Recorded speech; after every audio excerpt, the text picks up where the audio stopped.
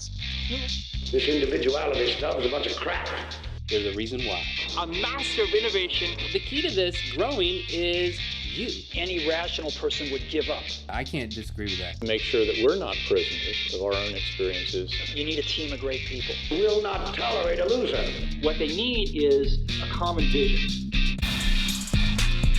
Helping organizations win one veteran at a time. This is the Greencastle Podcast. All right, Brian. Hey, thanks so much for joining us today, man. Really appreciate your time. Thanks for having me. Jonathan or John? What do you prefer? Well, my mom was Jonathan when I was getting in trouble, screaming down the street, Jonathan. So I'm a little jaded, but and it sounds a little bit like a boy band name, I feel like. Yeah, John. I don't. Johnny though. Did anyone ever call you Johnny? No. You want to know what? So my mom and she told me this later, and it makes sense. Cleck. It's such a hard German name that you can't. And my wife has never forgiven me for marrying into a Cleck, but because you can't have like Chuck Cleck. You can't name your kid Chuck Cleck. You're just dooming them to failure. And John Cleck, my wife was like, or my mom was like, you're not John Cleck. It's just John Cleck. It's too hard of a name. It needs to flow like Jonathan, like a boy band. So I don't know. Johnny Cleck sounds like a Navy SEAL FBI comedian. That's what Johnny Cleck kind of. I'm tempted to call you Johnny, but we just met, so I'm hesitant to go there. Yeah, I'll go. It sounds like somewhere between John and Jonathan. Well, I'll go with John. Does that work? Yeah, that was the point of the podcast, is we were just going to dissect like naming conventions for a middle-aged dad. Be like, what do you go by today? How has your name evolved? We'll have our robust video production staff edit that out. Perfect. Yeah, which means, well, it's our robust video production staff. We'll just leave it really ambiguous, and people will be like, wow, these guys are big time. Which you can appreciate. You're a podcast guy, right? You can appreciate the drudgery of getting a podcast started and getting it off on your own and trying to I mean, right? If you had started a podcast 10 years ago, you were one of a lot. Right now, today, you're a needle amongst a stack of needles, right? It's pretty hard when you talk about like branding and trying to make a name for yourself. It's pretty tough to be a big name in the podcast space. You really got to bring some authentic content. Would you agree? Yeah, I think it's a blessing and a curse. The reason that you and I have a podcast is because it became really easy to be able to grab a microphone, hit the record button, especially when Zoom and Microsoft Teams and Google whatever advanced and innovated. It became a lot more seamless, and people started to have, videos on their computer. So for me, I started mine about 5 years ago, I think. And, at that time, most of the people I knew still were like, oh, that's cool, you have a podcast. Whereas to your point, I think today, and especially during the pandemic, that's cool. What are you going to do when you grow up? Yeah, I mean, I think a lot of but it is a nice side gig. And for me, at least, I remember in the beginning, I was really looking at the numbers and the downloads and trying to see how I was doing. And at some point, I just let go of that. I still look at it for sure, but just let go of it and just sort of, you go back to, well, why am I even doing this? And for me, it's all about learning, connecting with people, growing. And I think it's a beautiful opportunity for people that are curious to go explore. And there's never been a better time to connect with people and learn from people and meet people. So it's been a wonderful gift to me. But back to editing, labor of love. Like, I hired a podcast producer for about a year. He helped me with a few things, but I've always done my own sort of editing and intro and outro. And for better or for worse, that's just what I do. And I have help, and there's people that help me along the way. But for most of us, we're not making any money off our podcast. So to invest in that sort of stuff, I think is kind of short-sighted. So we can talk about podcasts if you want. I love talking about podcasts. No, man, it's just a topic that kind of like it was a natural part of the organic part of the conversation. But since you're doing one and we both have the gift of gab, and I've been gifted, I guess, that I can string a few sentences together. So I've been an okay writer, in my life, but I mean, but it's not the same. Putting a thought leadership article out there on the interweb for people to read isn't the same as getting to, drawing out the conversations and the lessons learned from somebody in a real time, like human connection conversation. So it's probably a shared love of connecting with real human beings that you and I share, and probably one that has become more pronounced over the last year and what, 3 months or so. Yeah, I think not everybody, I'm going to assume many people have experienced a fire pit hangout for the last year and a half, where maybe they weren't doing that as much. And I think a podcast to me has always been a similar opportunity to go deep with somebody, to really listen, to have dialogue and conversation. And what's interesting is I also love Twitter, and Twitter and podcasting are polar opposite. Twitter is short form, quick, limited amount of words that you can use, and podcast is long form. And I think we're all very aware of how the world has become maybe quicker to judge, and we live within a 280 word tweet, or it used to be 140. And that is true, but also people are starving and always wanting for more nuance, more context. Our news is so short form now that I think the Joe Rogans or the Tim Ferrisses of the world have hit on something, because it's long form. And so I think, like most things in life, the and is typically more powerful than the or. And so I look at podcasting or fire pit conversations. I love those. And then I also love to like be on a dance floor and just do mindless stuff. I think humans are more complex than we give ourselves credit for, and have a range of possibilities as far as what we enjoy doing. What's your signature dance move? I actually was with a Division I basketball team 2 weeks ago. They had their opening kickoff barbecue, George Washington University, their men's basketball team. And we were doing a icebreaker. Dance off. We got to the dance off, but the icebreaker was, what's your favorite holiday? And I said Thanksgiving. And the freshman who I was paired with said to me, oh, well, why is it Thanksgiving? Super curious kid. And I go, well, we play football, and, it's everyone's always together, and the food, and I love it. He goes, you play football? Like, what's that like? And I'm explaining it. And he goes, well, what's your touchdown dance? And so I shared my touchdown dance with him, which is called the Black Diamond, which I have created. So it basically is almost like you're skiing, and then you're skiing, but you go into the Heisman Trophy is the best way I could describe it. I don't know where it came from. I don't know. Yeah. I don't know when I created it, but yes, I have a signature dance move. You probably weren't expecting that, but I actually have a dance move. Yeah. That's why this podcast works, is because we draw out the unexpected. Like a middle-aged guy who has a touchdown dance, even despite. And I'm not saying I'm not suggesting that you're not being scouted by the NFL, or that you don't have an opportunity to go back and play D1 sports. But let's assume, for sake of argument, that you may have missed your window. The fact that you have a touchdown dance teed up is kind of admirable. Well, here's the truth. It's actually not even my touchdown dance. It's just my signature dance move. And to be even more truthful, our football game, which is, it's like young guns versus old guys, but the young guns are in their 30s and the old guys are in their 40s. So it's not, none of them are in their prime. And there aren't a lot of touchdowns. It's a pretty ugly game. Low scoring game. It's pretty, we need to figure out a way to open it up. So there aren't that many touchdowns, but when we do, we definitely celebrate. Touchdowns are meant to be celebrated. I love that the NFL now lets their guys celebrate. I think too often we take sports too seriously. We take life too seriously. And I know you love comedy. I think I'm curious to learn from you, like the blend between comedy and SEAL teams. To me, that polarity, I'm so curious by and interested in. And I think many of us just label people one way. And I think almost always people have different sides to them. Like, you probably never guessed that I would have a touchdown dance or a signature dance. This kid definitely didn't think I had a signature dance. And I showed it to him. And then I said to him, now, when you all go on a 10-0 run and the other team calls a timeout, I better see you look at me and give me just a little shimmy, but don't do it during the game, but just after, give me a little black diamond shimmy. And I'm hoping I'll see that a lot this year going to some of their games. Just a little. It's like Something a like yeah. Well, that was mine, so I copyrighted that. You trademarked that. You can't take that. there.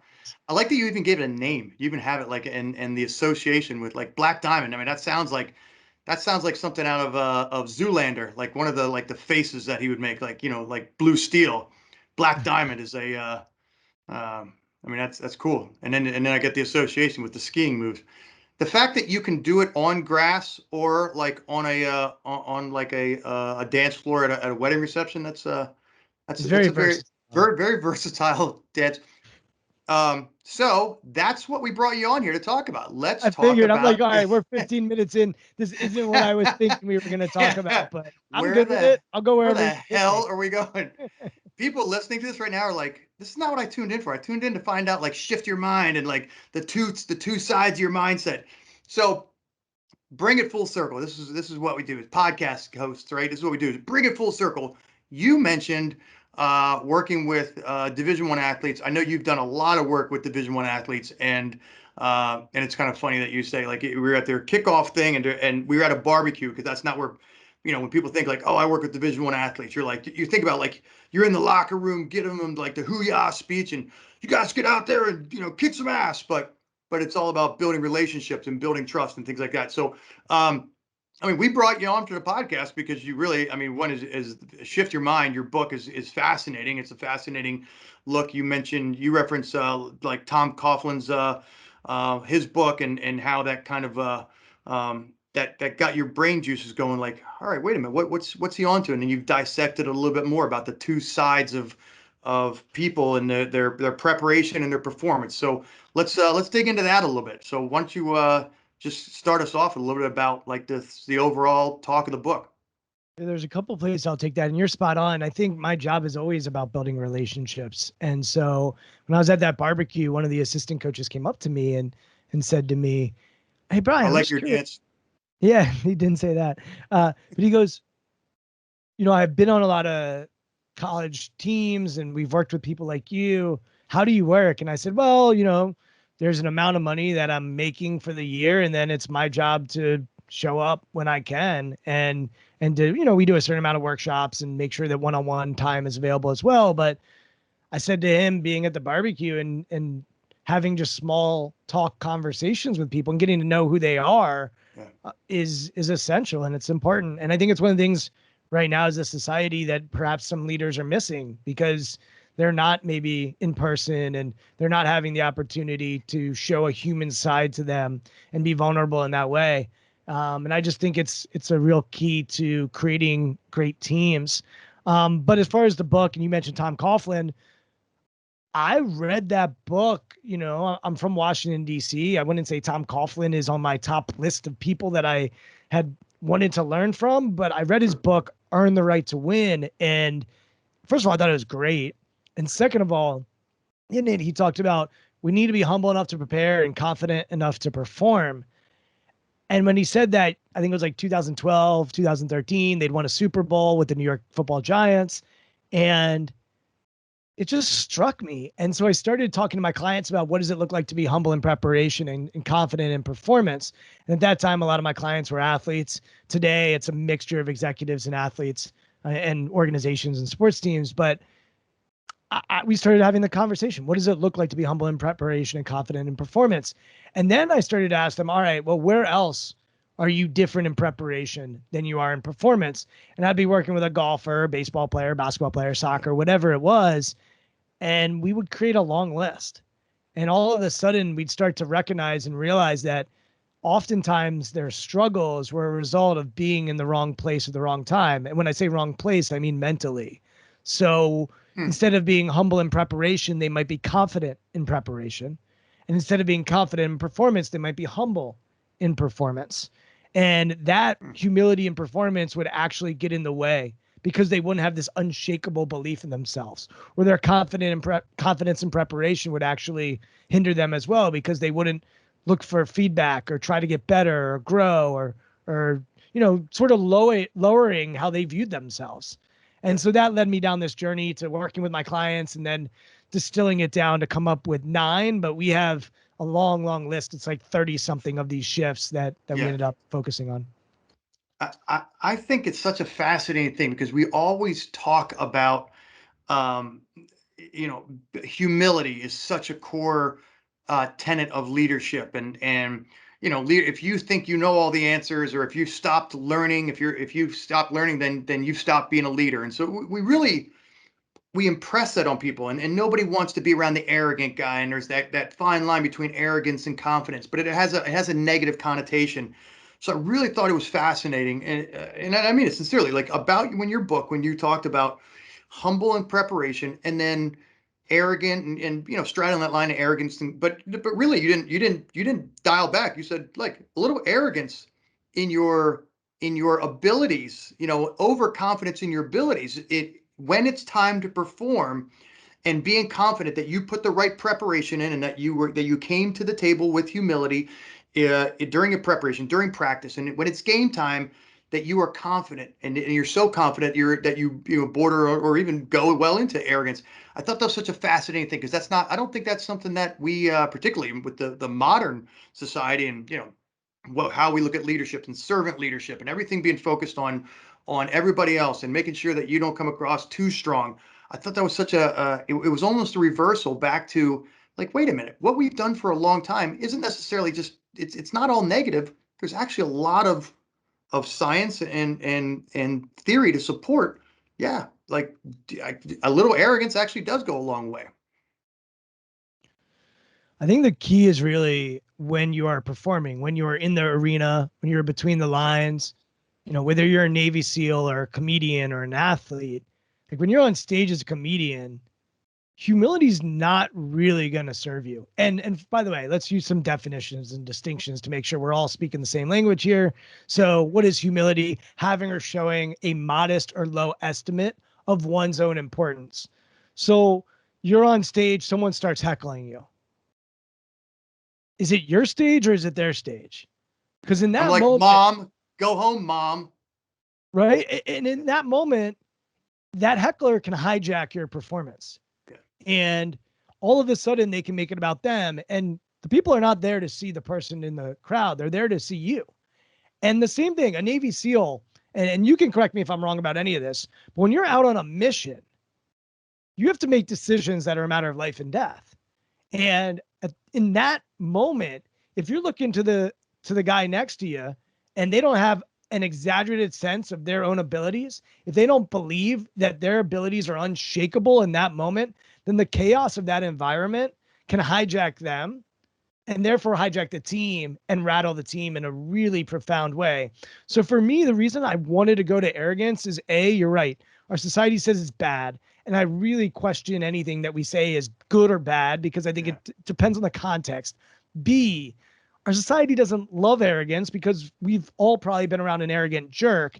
And I wanted to make the distinction to say, no, we can hold both of these. We can be humble and arrogant. And most people aren't one way all the time. And the key here is to earn the right to be arrogant when you're between the lines through humility. So if we do the work and we're humble in preparation, then we earn the right to be unshakable in our belief when we're between the lines. And then the last thing is, sure, arrogance can look like flexing muscles, or Muhammad Ali saying he's the greatest, or Floyd Mayweather, or you think of a boxer and someone in the arena, they often have this arrogance. But it doesn't have to be. I had Brian Mitchell on my podcast who played at the end of his career for the Philadelphia Eagles, but spent most of his career with now the Washington football team. And, he's a legend and one of the best kickoff and punt return guys of all time. And he said that Joe Gibbs, his coach, who's also a legend, Hall of Famer, used to tell his guys to have an inner arrogance. And I think arrogance doesn't have to be outer. It can be, but it doesn't have to be. And so for me, it's this shift that needs to take place between our preparation mind and our performance mind. And if you reverse the two, it really can be, for a SEALs team, it can be fatal if that person doesn't believe that they're capable of doing their job. For a comedian, it can be the difference between bombing and powering through. And for an athlete, it can be the difference between going, 0 for 10 and 3 for 10. And those differences are often what makes up a great performance. Do you, it's interesting that you say, confident or arrogant in their skill sets. Does that same thing translate to arrogance or uber confidence in their decision making during performance? And let me give you some context. So maybe maybe that was an unfair question. To be confident that when you're going to jump out of a plane or when you're going to go on and you know how to shoot straight and you know how to shoot, move, and communicate, as they say in tactical operations, can you shoot, move, and communicate? Yes, you've worked really hard. You've performed exceptionally well. You know that when you're going into that building, that when this guy goes left and he was supposed to go right and he accidentally goes left, that you know you can go right because you're super confident. But you think of like what's a good example? Like humility and I think this is something particularly for organizational leaders. I know even military leaders. I think people have this false idea that if you're not in the military, that military leaders give orders and orders are to be followed. And what's the Jack Nicholson line? Like if orders aren't followed, people die. Lieutenant McCaffrey. And I think people have this idea that like I give orders and I'm super confident in my orders. But if you look at like a Mike Murphy scenario, he's up on the mountain. I'm obviously talking about Red Wings, or what people know as Lone Survivor. He's up on the mountain with Danny Dietz, Matt Axelkin, and Marcus Luttrell. Small team, very tight knit team.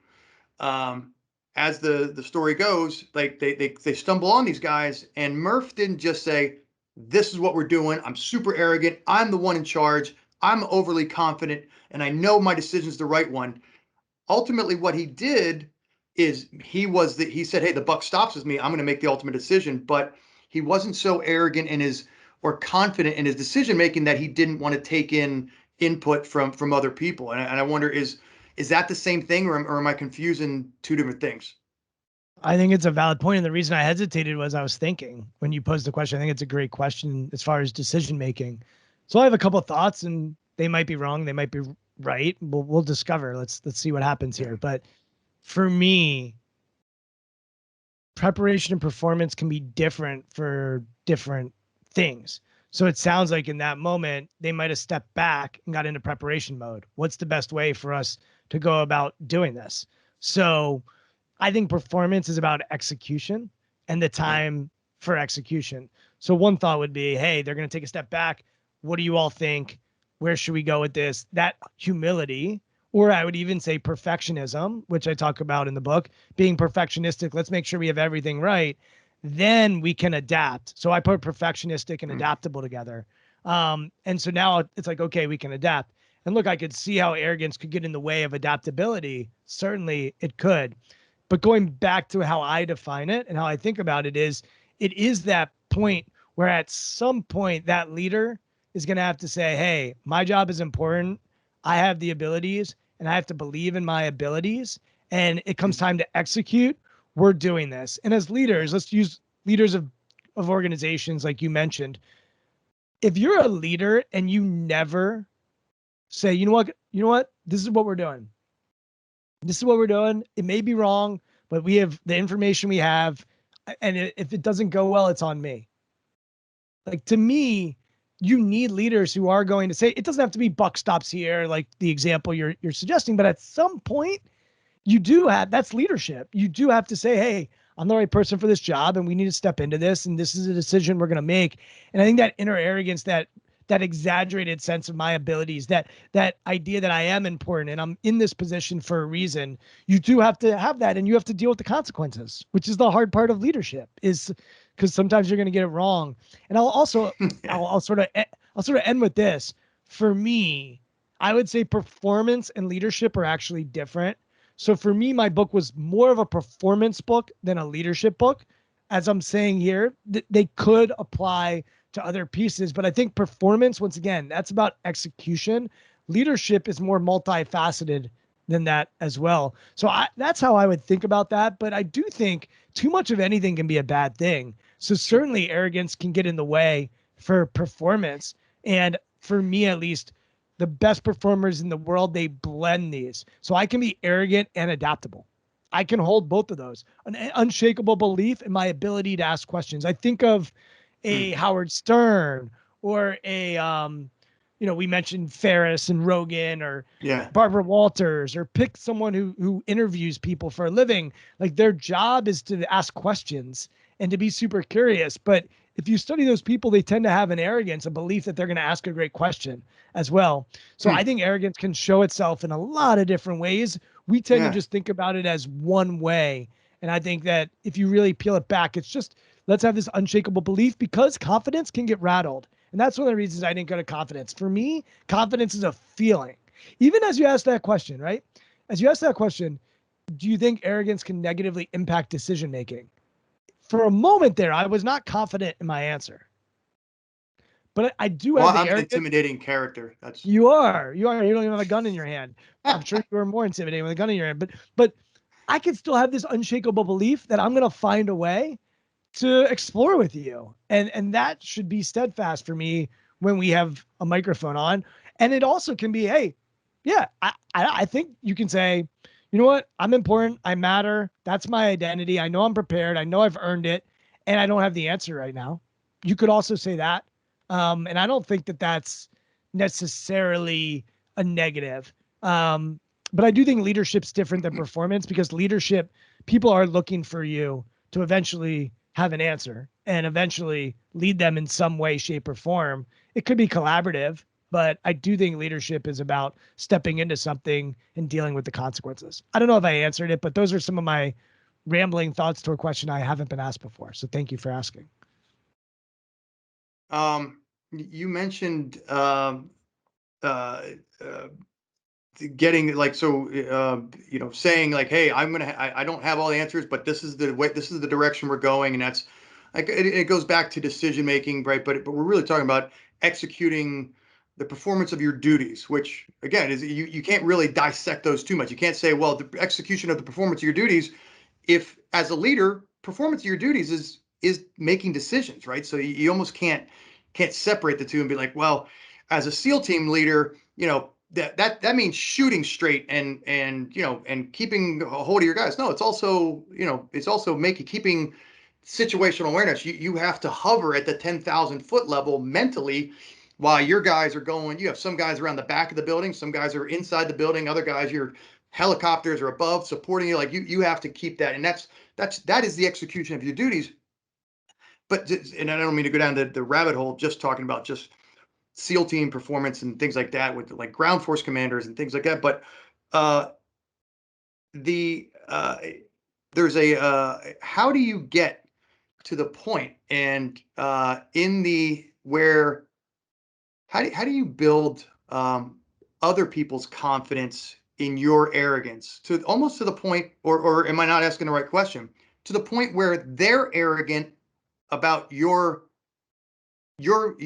decision making, right? So let me, to put some context, there's one of my favorite quotes on leadership is from Colin Powell, and I'm paraphrasing. He says, he talks about when he was a young guy, and I've said this before on the podcast because I love this quote. It's so profound and yet so simple, all at the same time. He says he was told when he was a young lieutenant going through officer basic training. He said an old crusty sergeant told him, Lieutenant, you will know you're a good leader when people follow you, if only out of curiosity. And I love that quote because it's so profound. Like if you have built such confidence, built their confidence in your confidence or in your decision making or in your leadership, in your ability to execute your duties, when your duties to lead them, but you have built such confidence in or built their confidence in the execution of your duties that they will follow you if only out of curiosity. And he goes on to say, like, that means you've given them the mission, they know the mission, they know. And I actually disagree. You can build confidence with through other things, and you can say, look, I don't know what the end state looks like. The mission's a little bit ambiguous, but this is the direction we're going. And if you've done so with enough confidence or arrogance, I wonder if that's one of the keys to getting to where, Colin Powell says is that they will follow you if only out of curiosity. What do you think? Am I missing something? I would go in a different direction. I'd go back to the other side of humility. I think the way you build it is by what we started this conversation with. Building great relationships, actually saying, I'm not that important. I'm not that special. Let me learn about you. What gifts do you have? How can I pull on those threads? Yeah. And so, like, I talk about this in the book, but there was research done from University of Washington, and they broke down humility into 3 components: an accurate view of yourself, teachability, and appreciation of others' strengths. And so that last piece, like, as a leader, are you appreciative of other people's strengths? Are you aware? Are you emotionally intelligent of your own self? And are you willing to be teachable and What are those coachable? 3 again? Yeah. So it's accurate view of self, Okay. teachability, and appreciation of others' strengths. And, Mm. These 3 people that research it: Michael Johnson, Terry Mitchell, and Bradley Owens. And then they found that 2 of the best predictors of performance, both academic and on the job, are intelligence and conscientiousness. But they found that humility predicted performance better than both. Wow. And so when they say that, what I think that means is that most of us spend most of our time in preparation. And so they're leaning more towards humility because most of the time it's preparation. So a leader that can get someone to being curious about where are we going, even when we're, behind enemy lines, or we're in the foxhole, or we're on the basketball court, or we're on stage in a band. I think that curiosity stems and comes from, and it's rooted in humility, but it's in that preparation phase, and it's building those relationships. Now they trust us. And now, even as a team, we can have some arrogance. I had on, I think when we first chatted, I talked to you. I've had on a number of SEAL team members on my podcast and been fortunate to be around them. And one of the ones that really has blown me away is a guy named Mario Romero. And Mario, down at NASA. Yeah, he's down in NASA. Like, Mario's an amazing guy. He's going to become an astronaut. Oh, he's unbelievable, right? Like, really thoughtful guy, and an amazing story, and a vulnerable story. I mean, he's gone through some ups and downs in his life. Yeah. But Mario talked about, like, once we go out on the mission, like, we did have this unshakable belief, almost like this warrior belief, that we're untouchable because we've had so much humility. Buds training, it's all about humility. You correct me if I'm wrong on any of this, but it's all about humility, so that by the time you go out on a mission, you're ready because you've done it. You've built the relationships. So I look at, that's why these 2 in tandem are so, so important. If they're solo or they're isolated, I think you're really, really missing the mark. But you need both. And I think too often, to your point, we just say, stay humble, stay hungry, stay in that mode. And you might not shoot your shot when you need to shoot your shot if you're still in that mode. Interesting. That's an interesting point. And you're right. Mario is just, he's a really, really cool cat, wicked smart. And it's cool to watch his journey. And he's taken a little bit of the hard road to get there, where Johnny Kim and Chris Cassidy, 2 other SEALs who've gone on to become astronauts. That's not to denigrate how hard they work to get there. I mean, Johnny Kim has, like, just, and Chris both have unbelievable resumes that show how hard they work to get there. But Mario, I think even those guys would say Mario took the hard road to get there, and it's been cool to watch his journey from the outside. So we talked a lot about the humble and arrogance, but there's 8 other shifts in mindset that you cover in the book, and I don't know if you have one in particular that jumps that you want to talk about in particular, but for me, I'll just go down this road a little bit. Moving from fear to fearlessness was an interesting one that jumped out at me. Talk a little bit about what you say in the book, and about how the mindset moves from fear to fearlessness, and not just on executing SEAL team missions, but just in anywhere. Yeah, and you mentioned business leaders earlier, and so where I was going to my mind when you were saying what's one that you'd want to talk about, the one I was going to was selfish and selfless. Yeah. But I'll pair that with fear and fearlessness, and we'll do them maybe together. So fear and fearlessness that you're bringing up, fear is concern. It's concern of some sort of loss, and I think about people that go to the doctor and don't go to the doctor. So men notoriously are worse than women about going to the doctor, and that lack of fear that men have for their health can get in the way. And as a result, that may be one of the reasons why women live longer. I don't claim to know the answer to all of that, but it could be one reason. And so for me, fear, we'll record that as fact. Yeah. but like we need to have some fear and preparation. We need to make sure that we do dot all our I's, cross all our T's. We care about losing. And when someone says, don't fear failure, I call bullshit on that. Like, no, you have to fear failure when you're in preparation mode. That allows you to make sure that you're fully prepared. And then when it's time to perform and execute, that's where we can be bold or brave without any concern for loss. And once again, if we have fear and preparation, then we earn the right to be fearless in performance. If we never take the time to have concern for loss and preparation, then we haven't earned it. And so if we're fearless all the time, then we're not actually going into all of the attention to detail that we need to make sure that we're ready to go. And then selfish and selfless, the reason I thought it's so important for your audience to hear is because so often we're told, I think you even mentioned in the beginning, serve others, servant leadership, take care of others. And you can't serve others from an empty cup. You can't. But if your cup's full, you can give the reserves, the overflow, whatever you want to say to those people. And so for me, selfish is all about taking care of myself, making sure I'm healthy, making sure I'm well rested, making sure I've done everything I need to do with my family, and making sure that I'm feeling fulfilled so that I can then serve the world and I can serve my teams, or I can serve whoever it is that I'm serving. So I think fear we have to have if we want to be fearless, and selfish we have to have if we really want to be selfless. That's interesting. It's such a it's such a divergence from what you hear so often today.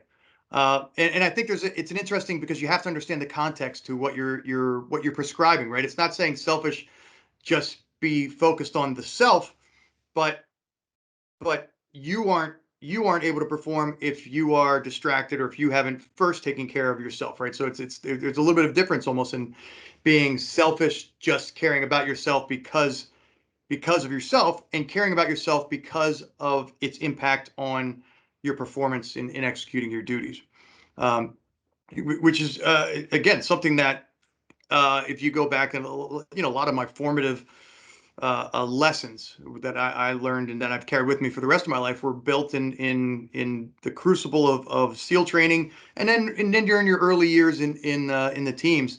One of the things that it's funny, my kids get tired of me saying it, is when we come off of a dive or come off of a training mission or an operation or something, you'd always say, team gear, personal gear, self. That was just something that was ingrained in you from very early on in your time in BUDS. When you come off of an operation or something, you clean up the boat, you clean up whatever is common to the team first. And so you'd come off, and maybe you've been out in the field for 2 days, or you're on a dive for 10 hours, and you come off and you're soaking wet, you're freezing cold, but it was ingrained in you that you must take care of the team gear first. So the boat, whatever is common gear to all, then you take care of personal gear, which is your personal weapon, your dive rig. And then when all that's done, then you can actually get changed, get out of your wet clothes, or that's when you can go take a hot shower, but not until the team gear was taken care of, then the personal gear, and then the self. And I think there's actually a lesson there that the SEAL teams and some others could probably pull, that it's not always that's not always a hard and fast rule, where you might not and I think it was a little bit of a discomfort thing, that like, hey, you can turn off that discomfort, but I wonder if there's a lesson there for us as a community, the SEAL team community, or other people who follow that same prescription, where you go, if you actually give somebody an opportunity just to take care of themselves, where they can perform better, you might clean your weapon better. You might take care of the team gear better. You might spend longer making sure that the boat or that your parachutes or whatever it is that the team gear is more effectively maintained and things like that. I wonder if there's a lesson there, if you've had any experience with that. I have 3 thoughts for you. 1, nothing in the book is a panacea. So you can read the book and disagree with it. Totally cool. Like I don't think that these shifts apply to everything and everyone. And so there might be areas of this book that for the SEALs or for a comedian or for a business owner and operator, they might say that shift for me in my job, no, that doesn't resonate. Totally cool. Like there's no way I was going to be able to write a book that is for everyone and everything. So I want to say that, number one. Number two, the shifts in isolation. So if you read the book and you were just like, oh, selfish, fearful, arrogant, right? Those are three that we've covered. Yeah. Like if that was your takeaway, is like he's saying to be arrogant, he was saying to be fearful, he was saying to be selfish. I'm not an idiot. Like I know how detrimental those words can be if used at the wrong time, which is why I use them, because absolutely at the wrong time, they can be fatal and they can be really harmful. And I want people to dive into those words a little bit and try to explore, well, when might these be helpful for me? And what I found with my clients and in the research I did was, wow, they can actually be extremely helpful when used appropriately. And lastly, as you just think about the military, and look, I didn't serve our country like you did. I've talked to so many military people who felt a calling and such a strong desire to go serve. Jonathan, I never felt that. I never felt it. So like, I say that to say, like, I am forever extremely grateful for the people that have felt that calling. I felt other callings in my life, but it was never like, oh, and by the way, I was 17 years old when 9/11 happened. So if I was going to feel it, probably would have hit in 2001, right? Like that probably would have been the time, because I know a lot of other people felt it at that time. What did I feel? I felt like putting an American flag in our high school graduation pictures. I felt like singing along with Toby Keith and like being proud to be a patriot while I drank beer. I mean, like, so my point is, I'm very hesitant to suggest what the people should do that felt a calling to go do this work, and then we're in the trenches. So for me to play like Monday morning quarterback on what they should do or shouldn't do feels uncomfortable to me. The one thing I'll add to that, and just maybe to get your thought on, the one thing I do see is the post-traumatic stress that a lot of soldiers come back with. And I see and I hear, including Mario talked about this on the podcast. We had a deep conversation about him becoming suicidal. And this is a brilliant guy who went on to Columbia University and now is going to become an astronaut one day. I mean, he is a gifted human being who put a gun to his head. And so I get like emotional even talking about this, because someone as talented and as gifted as Mario, like our country, we should never have those people get to that place, but it's the reality. And this isn't a secret. So for me, what I think about and what I hear about is, what can we do to help those people say, I need to take care of me. I need to go get help. I need assistance. And by the way, when Mario did that and started taking care of himself, then he was able to go to Columbia. Then he was able to go back into NASA and go do the things he's doing now. So while I don't claim to have ever sat in your shoes and honestly was never desirous to do so, I do think that we have to teach people beyond the military, the single mom, or the housewife who's taking care of her kids every single day and has 3 kids and is just living through their kids, or the CEO who is just holding the weight of the world on their shoulders, or maybe even Brad Stevens, the Boston Celtics head coach, who's decided, you know what, I don't want to be head coach of the Celtics anymore. I'm going to be the general manager. We can see this in a lot of different walks of life, or Chris Rock going through a divorce. Like, we have to take care of ourselves if we want to serve the people that we care about. And I think too often we don't go there and we don't say, hey, what are you doing for yourself right now? And I had this happen to me when I was a dad for the first time. And like, I was, burning the candle at both ends and building my business. And my wife looked at me one day. She's like, Brian, when was the last time you did something for yourself? And thank God she said that to me. I'm so fortunate that she said that to me. And I was so focused on serving others. And it's beautiful to serve others. We all should hopefully be selfless. And the best way to be selfless is to be selfish. And so I just think they go hand in hand. No, that's an interesting spin on it. And I don't mean a spin in a bad way. I think that's pretty clear.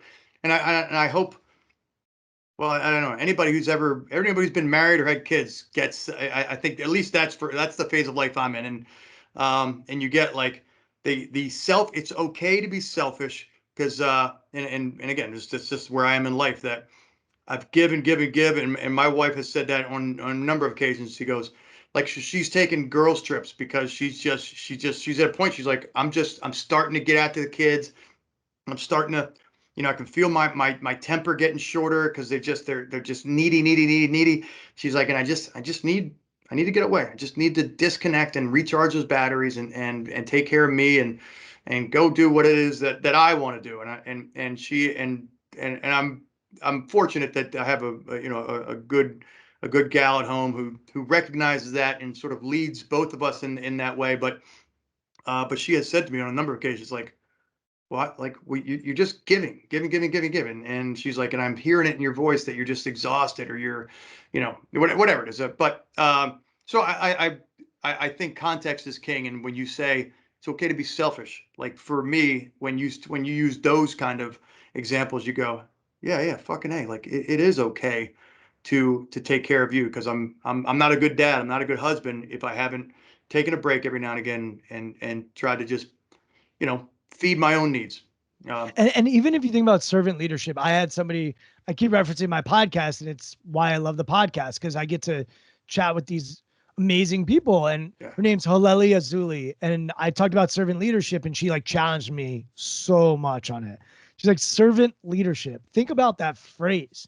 You're suggesting that someone you're like is almost beneath you. If you think about the word servant. And she said, like, human beings are wired to be selfish. Now, on a team, we have to also work against that wiring, and it can absolutely cripple a team. There's no question. And leaders that are thinking that their job is just to fill everyone else's cup and never to fill their cup, they'll burn out. And when you burn out, you ain't serving anybody. And that's where we start to see panic attacks. That's where we start to see depression. That's where we start to see a lot of other stuff creep up and creep in and cause a lot of harm. That's an interesting question, and I love provocative questions that make you defend your, what you thought is commonly held beliefs, or what you thought was what's what sort of looking for like common knowledge or truths. It makes you question truth. Because I'm a huge proponent of servant leadership. Matter of fact, I think I often ask clients, and like, who do you work for? And it's not a trick question. It's a question to ask, to dig a little bit deeper into where their mindset is. And sometimes the answer is, well, I work for the company, whoever signs my paycheck, or I work for my boss. And some people say, well, I work for the client. Like, that's, my client is who I serve. But I think more times than not, what we don't see is somebody saying, I work for the people who are on my team. So the people, I would enjoy this conversation to question whether I'm on or off. But for me, that is servant leadership. For those who say, well, I work for my team, like in my job as a leader of my team is to say, do you have the resources? What do you need to get the job done? And selfishly, and again, it's funny, I talk about the clients I say, it's okay if there's a little bit of a selfish motive, because if your performance appraisal from your boss is based on how well your team is performing, then you're not actually working for the boss. You're not working for the client. You're not working for the organization. You're working for the team, just ensuring that they have what they need to dominate in the execution of their duties. Why? If 50% or 51 or well, I shouldn't, it's not 100%, but if 50% of your motivation in doing that is so that you look good, but also so that they're satisfied, that the team performs, so the organization performs. If part of that, your motivation is so that you look good because that's how you see your job, I actually think that's an okay thing. Yeah, and I don't know. Haleli brought this up to me in the podcast and challenged me, and I really appreciated it. And it's something I'm still thinking on. And we live in a world where we're starting to question words that we use. Yeah. Master, slave, servant, in the context of 2021. And look, I understand people that say, oh, you're just being politically correct. Can we go overboard on words? Of course. And I think it's worthwhile to do an intentional dig on what words are we choosing to use, because words have meaning and they impact people. And so if I say I'm a servant leader, what is the information that's giving to my team, and how are they thinking about it, and how does that impact my own self, and how am I taking care of myself? And I think it's all relevant and worth exploring if you're in the business of what we're in, which is exploring how we use words and how we think about things and having dialogue. And to me, I love when we can disagree and we can think about these things. I mean, that to me is kind of the whole point, and hopefully we can get a little bit better. And that's what we're all striving to do. No one's listening to this podcast thinking, you know what, I just want to stay the same every single day. Don't listen to a podcast. I have friends that don't listen to podcasts. I'll tell you a quick story. I run a executive coaching program, and on it, I have like a sheet, and it says, do you listen to TED Talks? Do you listen to podcasts or watch TED Talks? Listen to podcasts, read books. Are you interested in growing and developing? And so I got connected with somebody, and I said, yeah, so this is what we typically look for. And he's like, Brian, I don't do any of that. And I go, oh, okay. He's like, yeah, honestly, like I'm really good. I'm in my family business and I'm good. And I go, awesome, man. Like I can't wait to hang out with you and chill, and we can grab a beer. But he's not going to be a client of mine, and he's not going to listen to this podcast. And that's fine, by the way. Not everybody has to be on this continuous learning and curiosity journey. I would just argue they're probably not going to listen to a podcast. So there are different people in different situations. And I think back to the truth, one of my North Stars is just tell the truth. And that's what I tried to do in this book, was speak the truth, regardless of how arrogant made me feel or how arrogant made others feel, or selfish or fear. I know that these words can cause a reaction. And I didn't do it because I wanted to sell more copies. Like, I'm not going to sell that many copies. I sold a decent amount, but I'm not Adam Grant or Angela Duckworth or whoever other brilliant mind lives in Philadelphia near you. I wanted to speak the truth, and this was my truth, and it was what I tried to come up with, and it was what I kept seeing over and over again. And for me, I want to then share what I know, and then someone will say that I'm wrong. If there's not an element of my book 5 years from now that I disagree with, I would argue that I haven't grown sufficiently, because I just think that I have to grow, and that's for me the life I've chosen. That's one of the reasons I got in the work that I do now, is to grow, learn, share, develop. And that's sort of how I think about it. Where do you draw the line on hubris and arrogance? Like where does that, like, because hubris has been the undoing of a lot of politicians and athletes, and if you watch the ESPN, the Michael Jordan, I forget the name of it, but the name of it, The Last Dance. The Last Dance, right? He was a guy who did not, although he was really arrogant and super confident. My sense is that, and only once in one point he talked about being sort of resting on his laurels, thinking I'm good enough, like I'm at the peak, but the rest of the time it was like some period in the late or the early 90s, late 80s or something, where he said, like, I got so good that I knew I was good enough, and I kind of, and my motivation to get better kind of slipped. But barring that, he held steady in the arrogance, but still driven, and didn't get to the point of hubris where he was like I'm the best. He was always like, somebody's chasing me to get to steal that title from me. And I wonder if you had any thoughts on that. Yeah. I have especially since you work with a lot of athletes, right? Yeah, and basketball is probably the sport I've spent the most time in, and been around people that know Michael and have spent a lot of time with him. Once again, it's all about when. So the key to him, or Kobe Bryant, or LeBron James, or Muhammad Ali, or Serena Williams, or Usain Bolt, I could keep naming just great athletes, is they also go back to humble preparation. And so that, to me, it keeps you from hubris. If you look at Enron, or name your politician, there's far too many.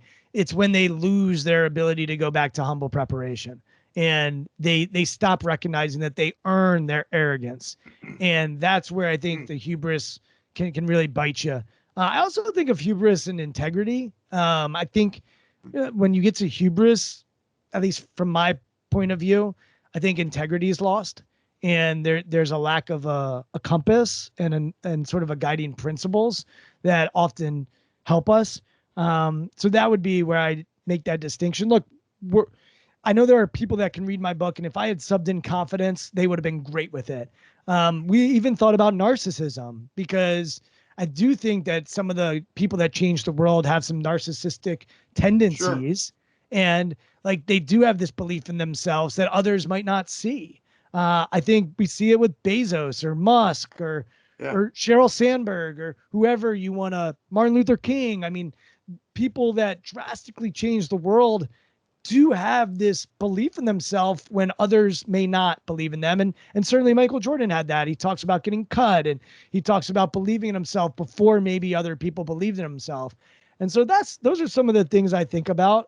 If people are listening to this, what I would say is we could get caught in the trap of what word I chose or what word I didn't choose. My challenge to you would be to pick your word, and whatever word works for you. And where do you need to shift your mind? Where do you need to be different in preparation and different in performance? And that, to me, is the key of the book, the power of and, the power of when, the power of polarity, and understanding that if done correctly, the preparation mind will serve the performance mind. And the last point I'll make is I talk about practice in the book. And sports gets a lot of stuff wrong, but one of the things sports gets right is this idea of practice. And they spend time practicing both their preparation mind and their performance mind. So part of their practice might be humble, and part of their practice might be tapping into arrogance. And they need to have both and develop both in order to be able to do it when the lights are on. So that idea of practice, I think, is something else that's really essential. It's interesting, we don't see that side of athletes. And you said, when I asked you about how do they go back to, or how do they avoid hubris? And you said, because they go back to humility in preparation. And what struck me about that is that we don't see that, right? We don't see, Tiger Woods or who's a good, Ray Lewis. When Ray Lewis took the field with Baltimore, and he came out, and he was a big kind of a showboating guy, and he stepped onto the grass and tore the grass, and just raw.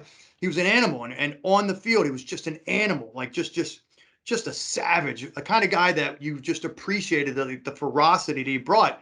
And you were like, oh man, that guy's arrogant all the time. But you bring up a point, like we don't see that side of Jordan. Unless we're watching, unless you're watching the special or something, or a documentary, but you don't see that side of the Ray Lewises or those guys who are just super confident they're super confident in their performance, but we don't see the other 9 months or 8 months off season where they're still putting in, going back and going, how can I get better? You don't see the training camps. You don't see for the NFL players, you don't see Monday through Saturday where they're going back to coach going, how do I get better? What did I do? What did I screw up on? Let me run that one again because I messed up. All you see is that perfect execution and the arrogance. And I think that's an interesting point that is maybe lost. You go, that's how you avoid hubris, is because there's a part that we don't see that you could mirror to go back to that humility in your own preparation. Yeah, I had on Matt Stover and Matt Burke, who both played in the NFL for a number of years, and they both played on the Baltimore Ravens. And they talked about the humility that those teams would have in growing and learning and developing and their preparation. And Matt Burke went to Harvard, was a late round pick, played for the Vikings for a number of years, which was his hometown. Matt Stover, I don't even know if he was drafted, but he's a kicker. And they both talked about preparation over and over and over again. And I'll give you three other names just to think about. Number one, we talk about comedy. Chris Rock.